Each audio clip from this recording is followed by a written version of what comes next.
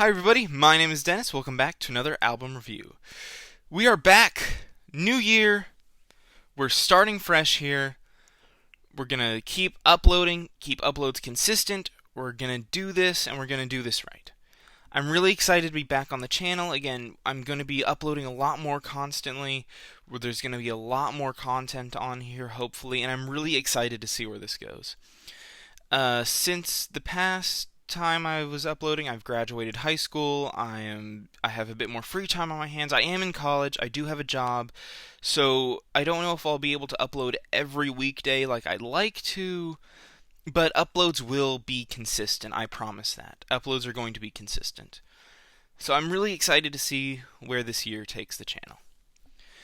So with that being said, I thought what better way to get us started off than with the very hyped, very talked about album, Whole Lotta Red by Playboi Carti. Now Playboi Carti, from my experience, has been a somewhat controversial figure, where people either seem to love him or hate him. Personally, I tend to think he's decent. I think he is a solid artist with a lot of potential. I thought Die Lit was a very good album. Had a lot of really great instrumentals, hypnotic, repetitive flows on there. And I thought his vocal performance, which tends to be the most controversial aspect of him, really did complement the styles that were presented here. Whether, it be more psychedelic, whether it be more electronic, whether it just be, more trap, it worked pretty well. And Die Lit was a consistently enjoyable album, I thought. Especially, in the very saturated trap genre. So going into this, I was hoping for something really good. I mean, I'm always hoping for something good when I listen to an album, but I think Playboi Carti can really make something great. I think he has the potential to do that. And I wasn't expecting anything great, but I was hoping for something. And the results were decent. They were okay. There were definitely a handful of songs on here that I thought were really good, and I would like to see him more fully flesh out these ideas later on, but there's also a lot of filler on here.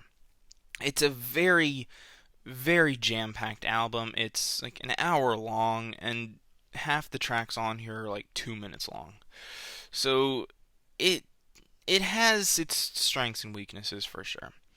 Luckily, one of those strengths is the opening track, Rockstar Made, which has this very driving, very heavy, very distorted instrumental, where Playboi Carti's more punchy, in-your-face kind of delivery than he normally does works really well.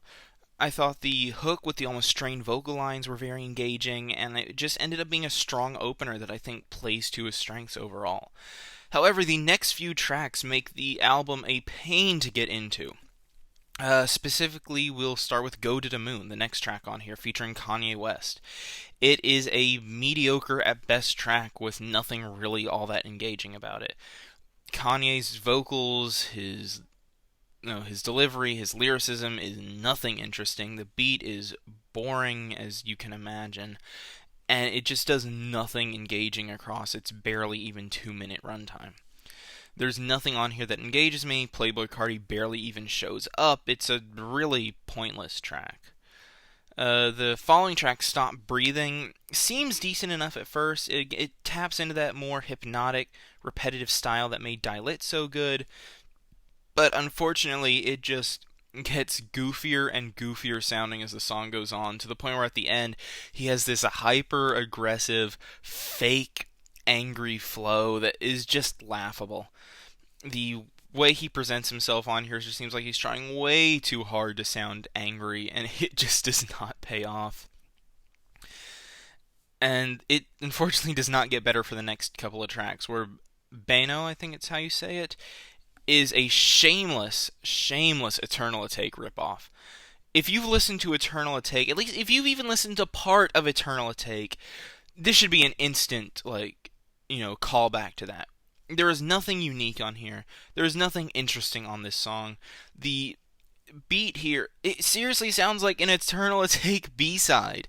I don't want to hear that on a Playboi Carti album. He is selling himself so short by ripping off other, more generic artists. He can do so much more than this.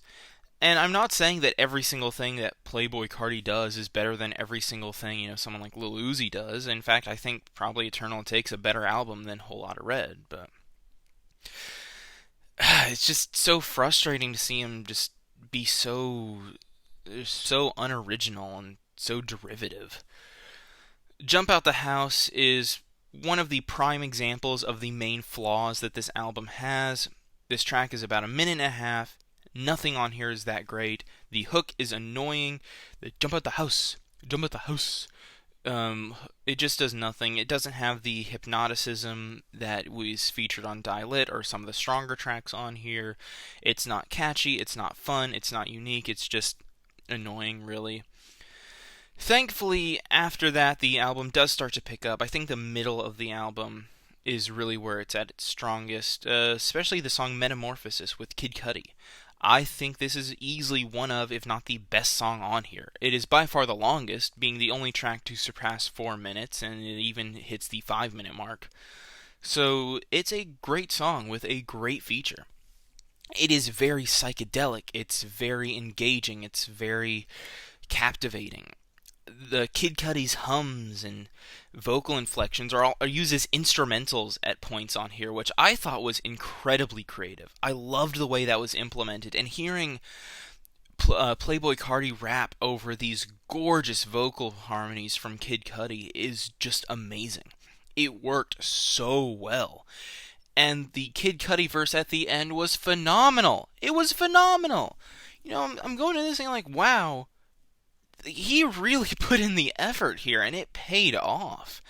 The beat is amazing. The flows are hypnotic. The verses are so well crafted, and the feature is perfect for this song. It is just a really, really great track, and I wish the whole album kind of embodied this spirit. Instead of being more trap, embrace the psychedelic. Embrace this, really abstract and, just really, again, I love the hypnotic feel. When I listen to Playboi Carti, I want to feel like I'm in a trance, and this song really does that for me. Slayer, after this, is another highlight on here. I think the beat is very creative. Even though it doesn't necessarily have that hypnotic style, it's very catchy. It's very fun. The electronic, sample-esque vocals that make up the beat are really, really catchy, and it ends up being a strong track overall. No Sleep right after that. Even though it's a very short track, it's only a little over a minute, it's a banger. The instrumentals are aggressive. They go hard. They're fun. And it works. And even though we do have a few mediocre tracks here and there that I don't think are as good, they're not horrible. Like New Tank, meh. They're just okay. But they're not bad. I see the kind of stuff he was going for with these tracks. Then we also have another highlight of Teen X featuring Future. And I'm not the biggest of Future fans, but this was a really, really good song. I think the Future feature works really well, and I loved how Playboi Carti really played into his vocal inflections here. He went for a style very reminiscent of 645 AR. If you're familiar with his work, it's been memed about a lot for, being almost like these chipmunk-esque vocals in hip-hop. And Playboi Carti takes that style and does something good with it, I think. It suits the track. It really suits the instrumental. And if anything, the instrumental, even though it's good, is the least memorable part on here just because of how good our vocalists on here are. Even though Future does his kind of standard thing, doesn't change his voice up a whole lot, he works. He works on here, and I appreciate the feature. It really, to me, completes the track. Vamp Anthem is another really creative song on here. I think that, it almost has this kind of retro horror game vibe to it in the instrumental, and I'm thinking, wow, this is really creative. This is really entertaining. This is really great. Why didn't you do more of this? You have something here. Vamp Anthem, great song. Little snippet, it's only about 2 minutes, doesn't really, explore the idea in depth, but this is a great idea. It works so well, and I was so engaged and so interested in this song. There is nothing on this album that sounds like it, and I'm just thinking, why? Why didn't you do more? This sounds amazing. But, I don't know, it's just, I think there's so many good ideas on here that just aren't fully explored. And unfortunately, after Vamp Anthem, which is only about halfway through the record, things get very, very shaky. I think if the album had stopped at Vamp Anthem, it would have its weak moments, but it still wouldn't be bad. It would be a pretty good record, if anything. But unfortunately, we keep going. New Neon, awful. Don't like it at all. It's like I don't even want to talk about it. There's just nothing to talk about here. It's just not a good song. Then we have songs like Control, and Control, it's another one. We get to this point where there's just nothing more to talk about. Because these tracks start to become more and more boring, less and less interesting, and there's just so little to talk about here. Control is just a really mediocre track for me. Punk Monk, the instrumental feels non-existent. It is easily one of the most boring songs on here. Maybe not the worst thing on here, but it's very boring. And I won't say there aren't highlights in the latter half here. On That Time is another banger. It's a very fun one. I think, again, the instrumentals go very hard.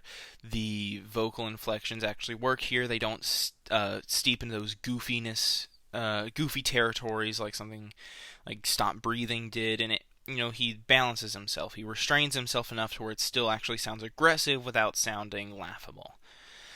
King Vamp is another just annoying one. I don't like it at all, really.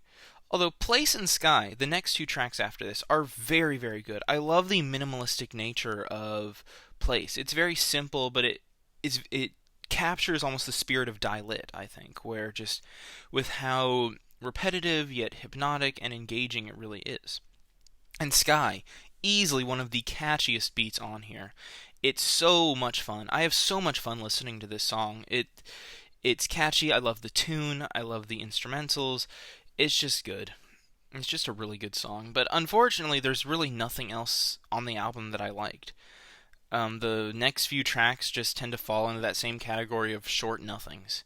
Over is just kind of mediocre. I Love You, I Hate You, nothing interesting on here. Die for Guy, nothing interesting. Not Playing, it's just not memorable whatsoever. There's nothing about this track that makes me want to come back to it. And then Feel Like Dying, I guess the very end of it where you have these choir vocals is kind of nice, but nothing else is really engaging. And yeah, so the album was just kind of mediocre. There were a decent number of highlights, but so many flaws. If you don't like this kind of repetitive, trap instrumentals, or if you're more interested in lyrics and you don't really care about the beats as much, you're probably not going to like this.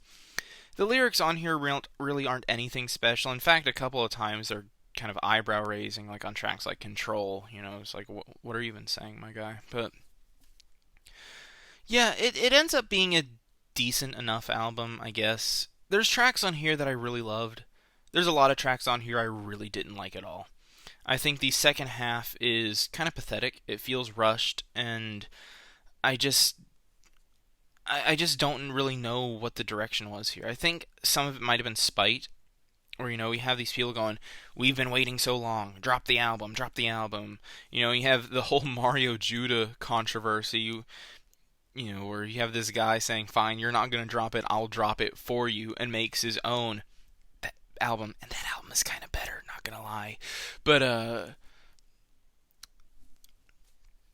don't know. I think just spite. He's like, "Fine, you want me to drop it here? This is what it is. Take it or leave it." And I think this could have been great. I think there's a lot of great ideas on here, but they are just not fully fleshed out. They're not consistently engaging, and there's a lot of annoying filler on here. So overall, I'm feeling a decent 5. It's an okay album. There's tracks that I'll probably find myself coming back to, but the album overstays its welcome. It's way too long, and there's just too many duds on here for me to really enjoy this thing as a whole project. So, if you listen to the album, be sure to tell me what you thought of it. I'd love to hear what you think down in the comments below. Be sure to tell me how wrong my opinion is, as always, and I will see you in the next review.